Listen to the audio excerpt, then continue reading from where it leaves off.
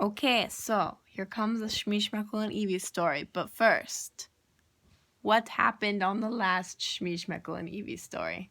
Do you remember?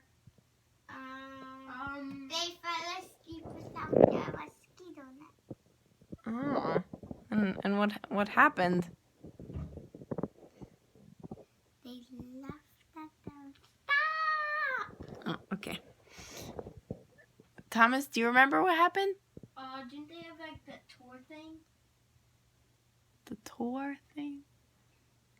Oh, yeah. Wait, they did the tour of Saint Louis, right? Yeah. Didn't they do something after? Oh, they went to the dance. Oh, yeah.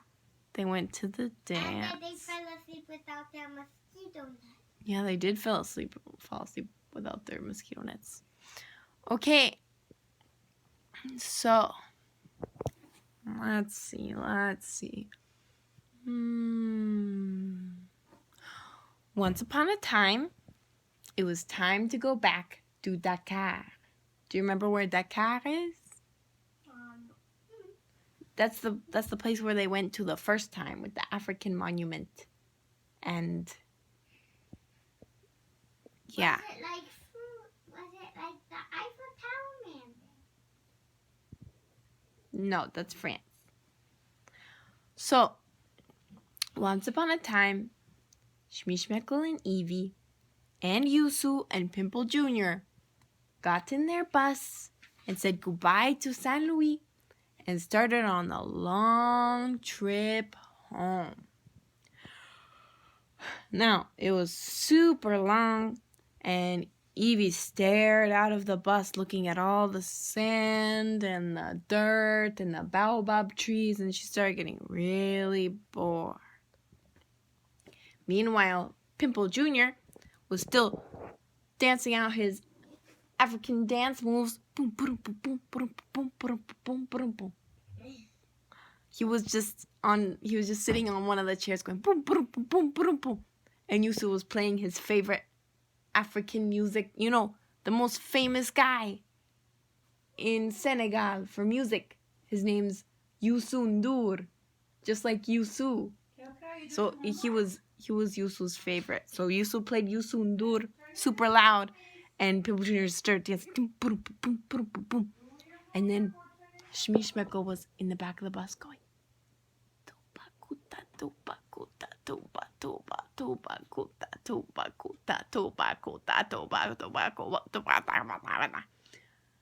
but Evie was just staring out, looking at all the things passing by that she didn't even hear Shmeeshmeckle singing. They went for an hour, for 2 hours, and then suddenly Shmeeshmeckle stood up. "Stop the bus!" he screamed. Yusu stopped the bus, and Pimple Jr. was smacked onto the seat in front of him, boop, right in the middle of his African dance. Evie blinked really hard and sniffed her nose, and Yusu scratched his head, looking back at Shmeeshmeckle, who looked like he had seen a ghost or a birthday cake with his name on it. "What is it, Shmeeshmeckle?" everybody said, looking at Shmeeshmeckle. Shmeeshmeckle looked outside and pointed the long, excited finger. "Camels!" he said. "It's camels!"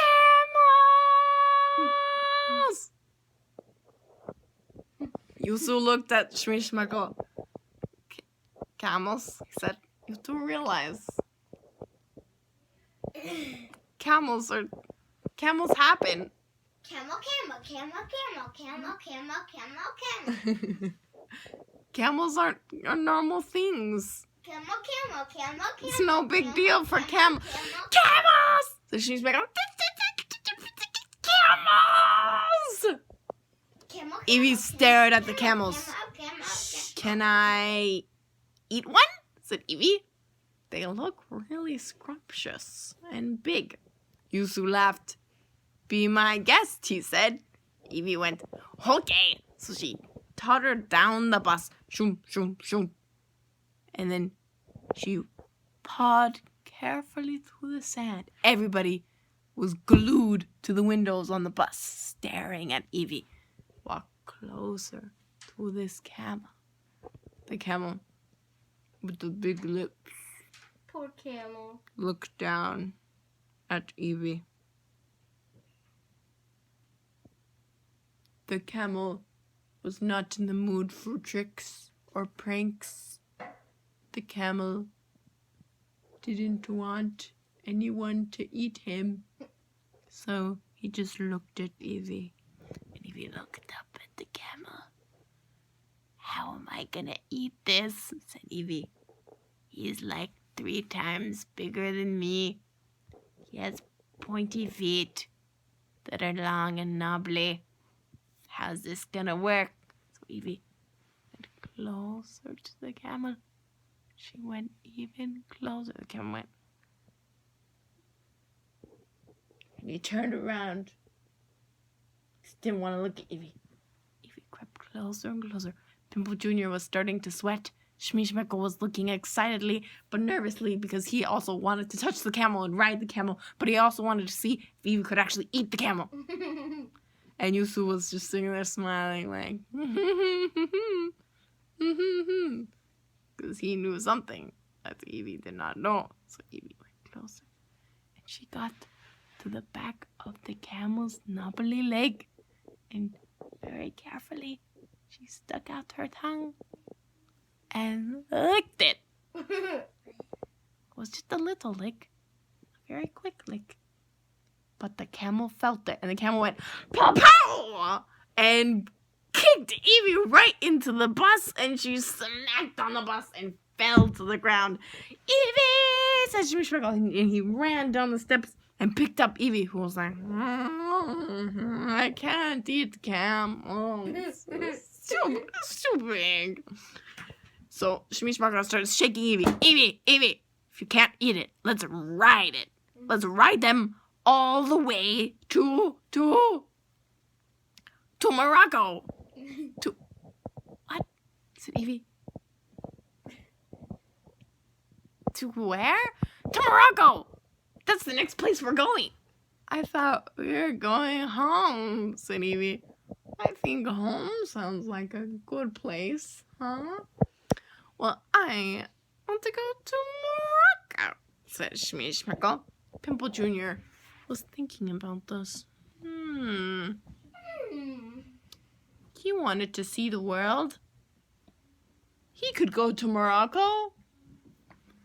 Rob, said Pimple Jr., agreeing enthusiastically to Shmeeshmeckle's plan. Eustace stared at them. Guys, he said, we have a bus.